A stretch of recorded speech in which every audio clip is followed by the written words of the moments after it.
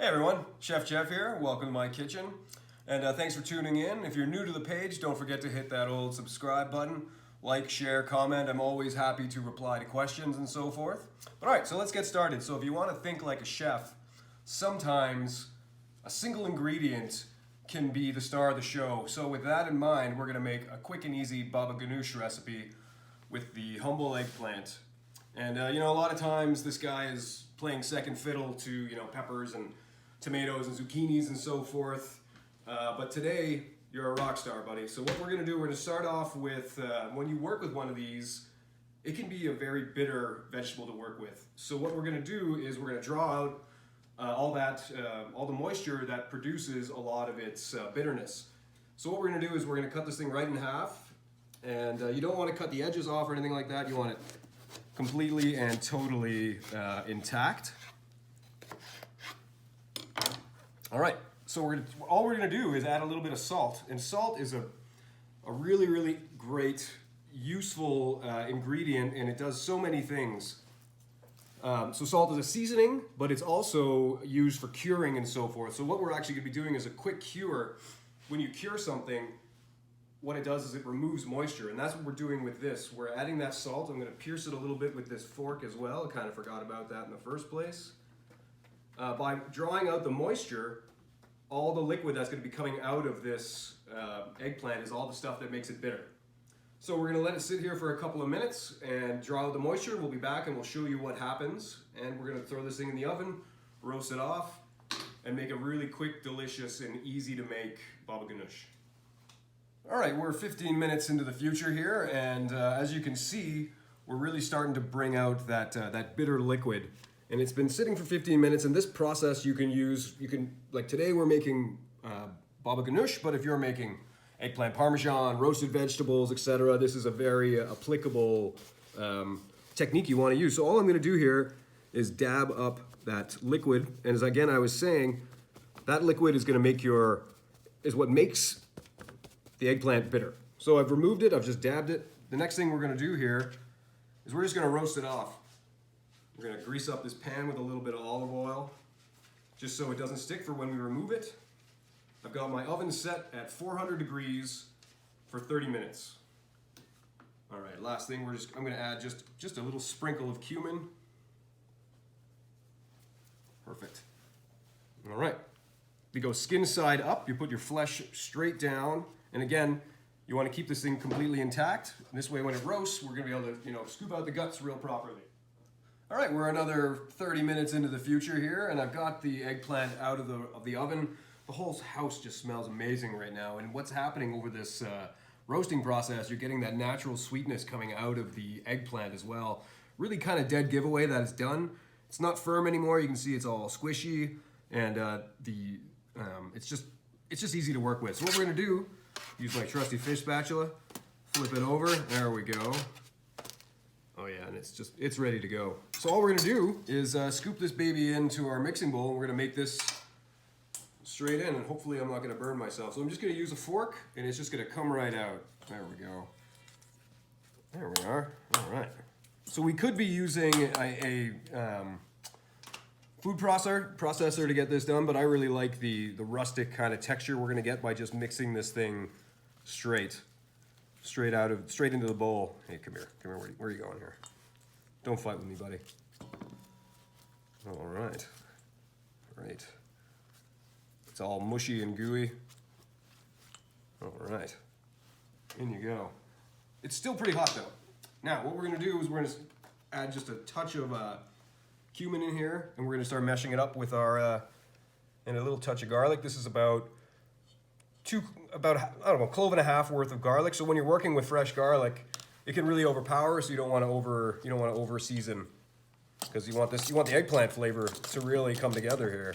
So we're just mashing it up.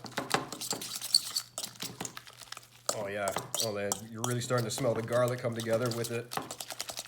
Oh yeah, and just kind of smush it to the sides.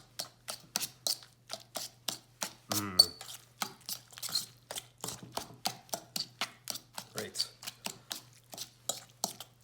There we are. So we're going to add some other ingredients here. We've got some lemon, so I'm just going to kind of juice these guys and add it in. Try not to make as much of a mess by just doing it by hand, so this theoretically should really make my life a little bit easier. So this is a whole lemon. We're juicing the whole baby in there. Great. Oh, somehow we got some seeds still in there. That's okay. So what this lemon juice is going to do is really brighten it up. Great. So if you guys remember from my last video, the Thai curry chicken, I was talking about how to process some ginger. So I've got a little ginger peeled here, and we're just going to grate some into our mixture. Oh yeah. Love that smell once it gets processed. Great, so this is like just a small knob of ginger. You don't want it to take over everything else. Great. So the two real key components of this dish that we're going to be putting in next is a little bit of tahini and the olive oil. So we are going to start with 3 tablespoons of tahini. We might need 4, but I'll know once we taste it. If you've worked with tahini before, it's just crushed sesame seeds. Kind of like peanut butter. 1, 2. Get in there. 3. Perfect. Should be enough. So the whole idea with this recipe as well is it's completely scalable. So if you want to make a larger batch, you can just double your ingredients. If you want to make a larger batch, you can put 2 of your eggplants in. Starting to smell great. But you don't need to double the cooking time. There we go. Now we got some olive oil. This is a 1/4 cup of olive oil.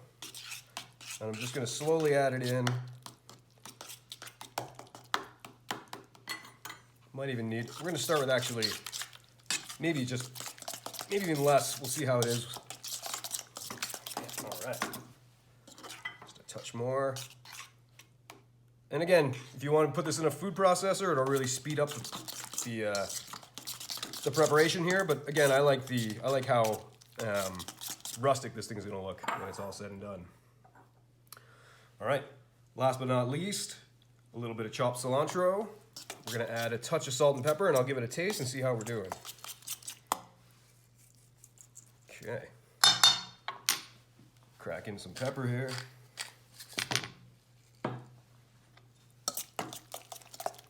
Okay. So baba ganoush is a traditional Lebanese spread, and it's traditionally served with pita bread, but I've got some naan bread hanging around here, and we're just going to serve it with that. But I mean, if you got some carrots and celery, you got any kind of chopped vegetables, any kind of bread, it's great.